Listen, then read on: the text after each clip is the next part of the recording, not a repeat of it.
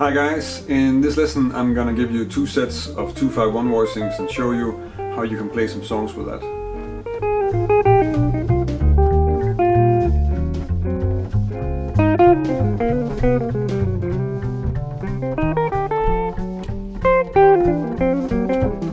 You may or may not know that the 2-5-1 cadence is the most common cadence in jazz music.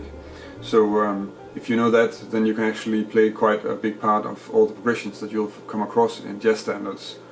So in this lesson, what I'm going to do is I'm going to give you two sets of voicings so that you can play a 2-5-1 cadence in a major key on two places on the neck. And with that material you can actually play quite a few standards already.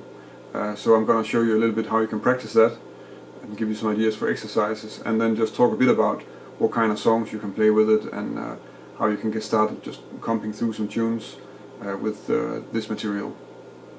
Let's just first look at the voicings. So the first basic set is this 2-5-1 in the key of C. So 2-5-1 is named after the degrees in the scale. So if you're in the key of C, you have a C major scale, that would be something like this. And the 2 is the chord found on the second degree in that scale. So that's a D minor chord. The 5 is the one found on the 5th degree, which is a G7. And the 1 is of course the one found on the tonic, the C major 7. When I'm referring to these voicings, then I'm not really mentioning the extensions. And that's sort of a common thing in jazz. When you're playing standards, you're allowed to color the chords, or you're allowed to choose how you color the chords. And I'm not going to go into too much detail about this right now, but the chords you get from me now are all with unaltered dominants, and they will work the best in a sort of a major key setting, not so well in a minor key setting. If you want to check out more stuff on how to sort of have a more complete set of voicings, then you can check out the lesson that I made about a year ago called Jazz Chord Survival Kit, which goes through all diatonic chords and dim chords and also some of these 2-5s and stuff like that. But you can get quite far already with this. So the first set is D minor 7, G7, C major 7. And on another place on the neck, the same chords would be D minor 7, G7, C major 7. And again, I'm not really talking too much about the extensions because they're not too important. The important thing is here that you have a way of playing a D minor chord or a minor 7 chord, a dominant chord, and a major 7 chord. And then we're going to generalize that once we start playing songs and just sort of pick whatever we need. But we have sort of covered a huge part of the chords that we need by just having two voicings for each of these. So now we have the voicings and we need to start practicing them. The best way to sort of work on it in the beginning is to just play get your fingers used to playing the whole cadence. So of course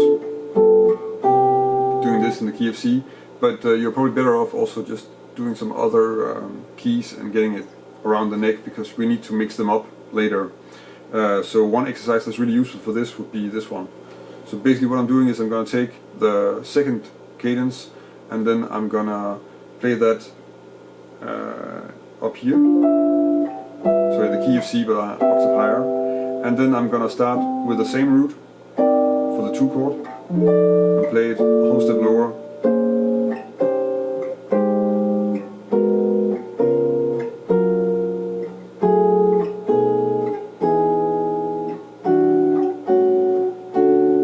and so on and so forth, just to get used to moving from one chord to the next, and then sort of also getting used to doing that different places on the neck. That's always very useful.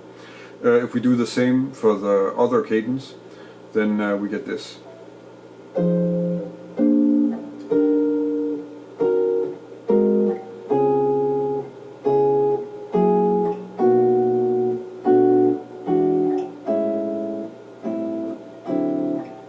And so on.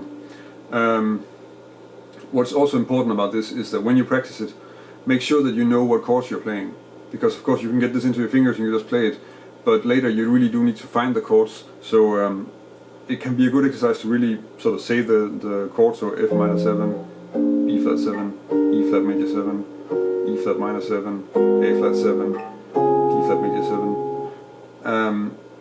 Just to practice knowing where the chords are and keep thinking that, because you need to reference that once you start playing songs. And all of a sudden you need to find an F major 7, and that means first finding the two places where you can have the root, and then knowing that this is an F major 7, this is an F major 7. Another set of exercises that can be useful is of course also just to take one of the voicings and then just take it down in whole steps, or make other sorts of change with the voicings. I'm not going to go over all of that, because also a lot of that you're probably going to be practicing if you just start working on the songs with these voicings and get used to finding the different options for playing it. So instead, let's just look at some of the songs you can play with this. Basically, if you find a song that's in a major key, so you need to be able to figure out what standards are in major keys. And we don't really, I didn't cover any cadences in minor, so as soon as we get that one kind of chord where, well actually there are two kinds of chords involved in that, because that would be like a minor cadence is with a minor 7 flat 5 and a dominant with a flat 9. So those we can't play yet, but that doesn't mean that there are not a lot of tunes that we can play. Because with this you can actually play through a rhythm change, you can play through a blues, because you have the dominance, and you can play a 2-5-1, basically that'll cover the blues for you. And of course you can play a turnaround, so you can play a rhythm change. There are lots of songs that we can do. Lady Bird would work, Satin Doll, Take the A Train, Pent Up House. So yeah, so let's just go over some of those. So I'm gonna take the A Train, because it doesn't have that many chords, so it's kind of easy to go over. I'm not sure how I'm gonna put in the sheet music for it, but probably, or I'll link to it, or I will put it in the video. I have to figure that out later. It's in the key of C, so that's kind of handy. And the first chord is a C major 7, so we can start by playing that here, or we can choose to play it up here. This choice you have for all the chords, and if you have figured it out for one, you should probably try and figure out the other one too, see how that works, just so you can add variation to what you're playing. But for now, let's take this one. So C major 7. The next thing is a D7. So we need to go in and find a D7 on this one. So that will be that one from the key of G. And probably on the D7 it will say something like sharp 11 or flat 5 or something like this. For now, just ignore it. It's a D7, that's all you need to know. You need to take care if you know whether it's a major 7 or if it's a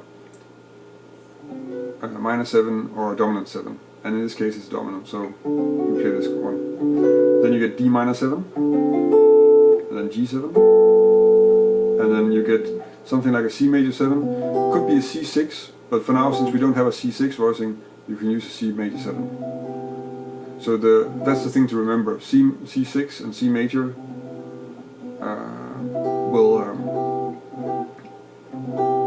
will substitute for each other for now. So that'll take care of the whole A part.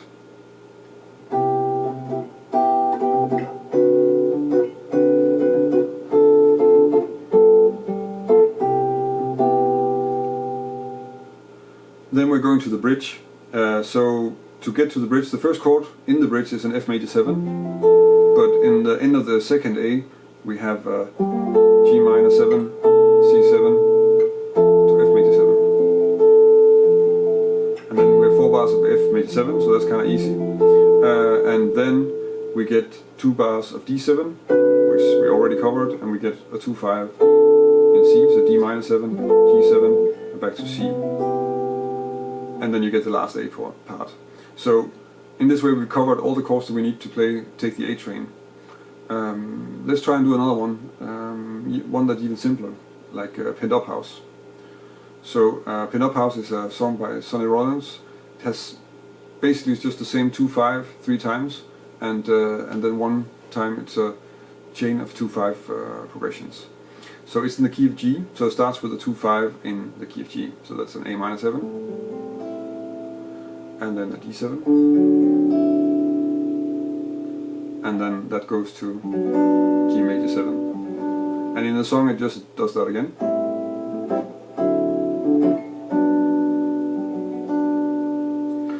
And then you get a different line, so the progression after that is 2/5 in the key of C, but it doesn't resolve to C, it goes to C minor, and makes a 2/5 there too, so to F7, and then it goes back to A minor, D7, and G major 7. I should probably mention by Pinned Up House that it is in fact, in the theme, there are more chords happening, but when they start soloing, this is what they play, because the melody is so that it goes back and forth between an alto dominant and a 2 chord. So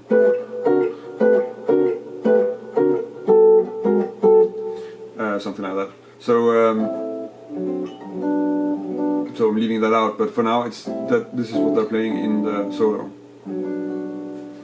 So that was a bit of insight in how you can use these two sets of 2/5 voicings to play some simple standards, and you can of course start looking for other standards that will work for this. There are quite a few.